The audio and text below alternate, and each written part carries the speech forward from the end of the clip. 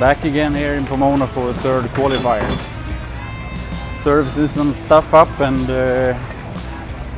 getting ready for the third qualifier. Yesterday we ran a 5:45, qualifying number 3 right now, and we're pretty happy with that, with the changes we made before the run and with the trash we had, changing the motor and putting everything back together. So here we are now, servicing some other stuff up for the other motor and just waiting for the third qualifier.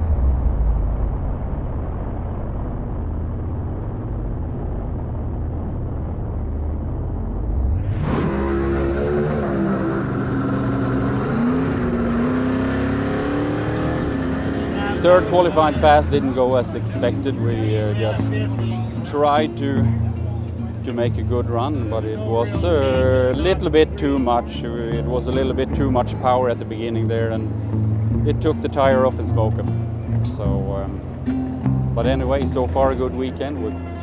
What we know, we're still qualified number 3, and we have a really good chance doing something really good here tomorrow and Sunday.